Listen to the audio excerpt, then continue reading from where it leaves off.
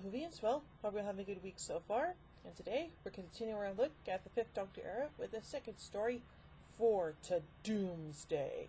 So, here we go. The TARDIS materializes on board a vast and advanced alien spacecraft, observed by hovering surveillance device which conveys the arrival of the Doctor, Tegan, Nyssa, and Adric to an observing being in control of the vessel.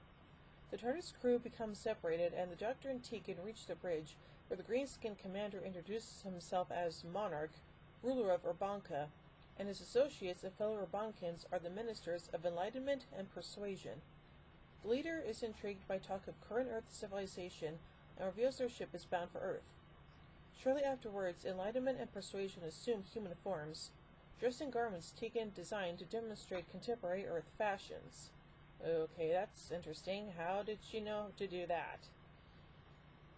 The TARDIS crew are reunited as guests, and it soon becomes apparent that there are 4 distinct human cultures represented on the vessel by a small group of humans.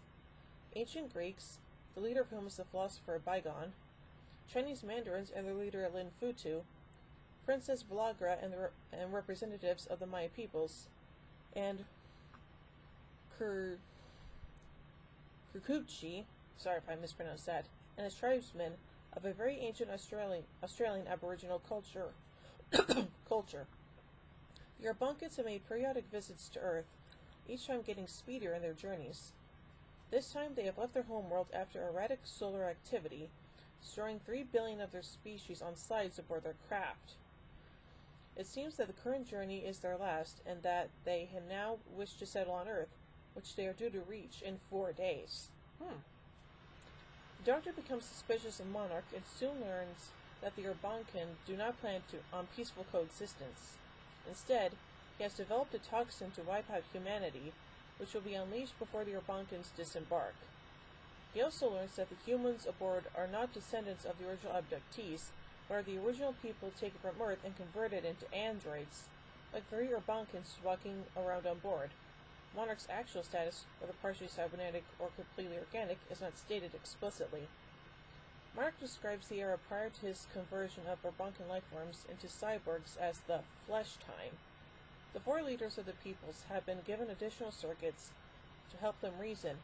This facility has been taken away.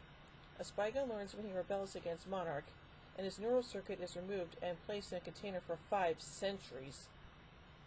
He explains to the Doctor that Monarch strip mined and destroyed Urbanka in a quest for minerals to improve the ship, and now plans to do the same to Earth. Monarch believes if he can move the ship faster than the speed of light, he could pilot it back to the beginning of time and discover himself as God. Yeah, good plan there, Sparky. Adric, nevertheless, is rather taken with Monarch, and tensions between him and the Doctor become very strained. It takes the truth to break the alien's hold over the boy. The Doctor now sets about overthrowing Monarch, and, with the help of the human androids led by his droid Bygone, a revolution is put into effect. Enlightenment and persuasion are decircuited, while Monarch himself, whom the Doctor realizes is still organic and is there an oxygen-producing fluid chamber on the ship, is exposed to the deadly toxin and killed. The humanoid androids decide to pilot the vessel to a new home on a new world, while the TARDIS crew departs. Back at the council room, Nyssa suddenly collapses to the floor in a dead faint. Dun dun dun! Yeah, so, a lot of interesting stuff going on in the story. But I mean, let's look at some production and cast notes here. The working title for the story was Days of Wrath. Although Castrovalva was the first story aired, which featured Peter Davison as the 5th Doctor, this story was the first in the season to be produced. It was originally decided that after Castrovalva, the Doctor would only have 2 companions, Adric and Tegan. As a result, the character Nyssa was to be written out of this series at the end of the story. However, Peter Davison strongly opposed this move because he felt that Nyssa was the companion who was, quote, most suited to his version of the Doctor.